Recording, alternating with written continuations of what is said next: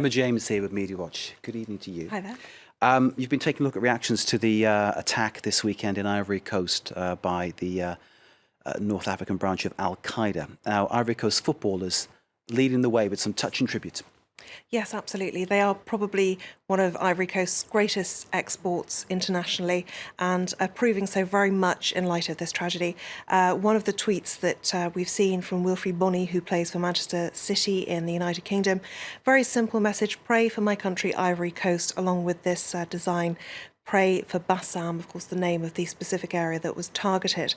Another of Ivory Coast's most famous footballers, Yaya Toure, posted this on Facebook. "It is with a heavy heart that I learned of the tragedy that befell my country on Sunday afternoon. I'm saying prayers for all the mourning families. May God watch over the Ivory Coast." Now, Didier Drogba chose to tweet about both of those terror attacks that happened on Sunday, both in Turkey and in Ivory Coast. Same tears, same pain. Hashtag pray for a better world.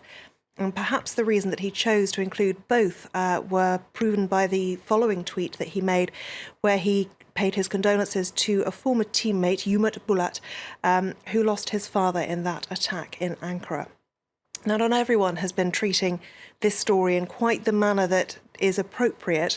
Les Anroc has picked up on the fact that 20 Minutes, a French newspaper and website, originally had the headline 14 civilians killed, 4 of them white. And there was quite a backlash to that because people couldn't understand why there was a need to stipulate that there were 4 white people amongst the dead, as though that were a more important fact than anything else. That was then changed later on to an alternative that people didn't really like all that much more, it has to be said. The story of a black day was the later headline for 20 Minutes. Now, Les Anroc points out that a lot of people were very angry about this, although they do say that it was actually a quotation from the Ivorian Interior Minister, who actually stipulated that fact.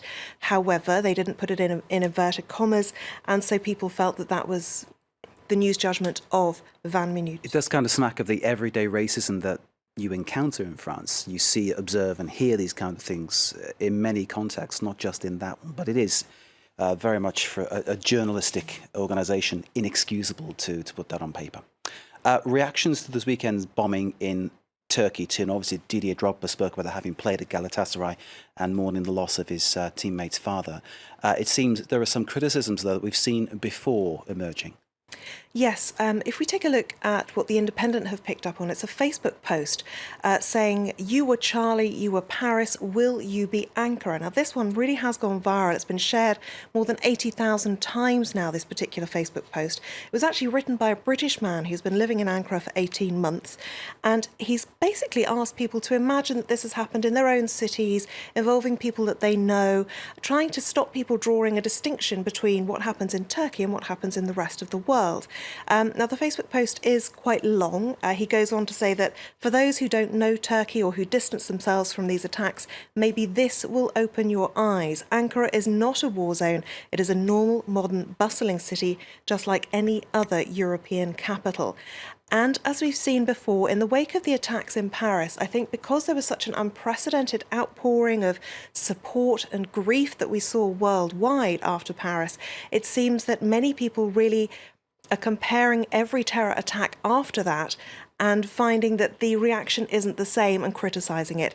This Twitter user says, "I not only want to hear the condemnation, but want to see the world leaders march in solidarity with the people of Turkey."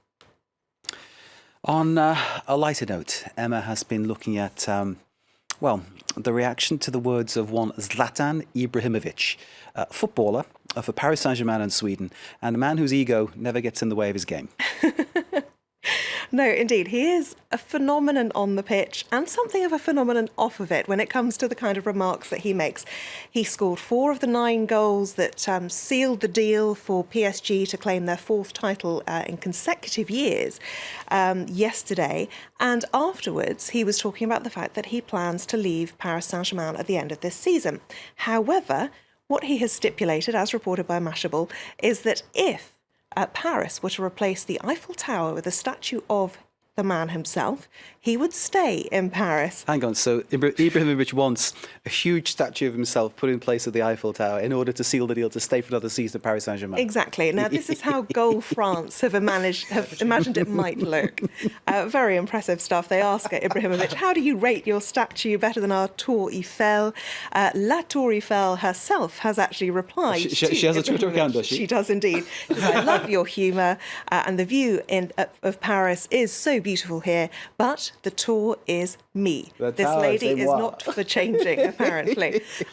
But it's not the first time he's raised eyebrows with rather confident, to say the least, some would say arrogant remarks. The Telegraph last week published a list of 20 of the most ridiculous things that he's ever said, and it's well worth a look.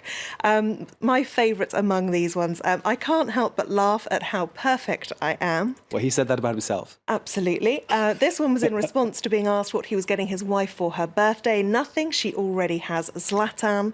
And finally, this one, the reporter asked who will win the World Cup playoff. Zlatan says only God knows. The reporter says it's kind of hard to ask him. Zlatan says why? You're looking at him now. An ego, but quite a talent too. Reminiscent Indeed. of Eric Cantona, but Eric Cantona was a little bit more philosophical, I'd say. Indeed. Whereas Zlatan just seems to be incredibly Zlatan. Emma, thank you very much indeed for Media Watch.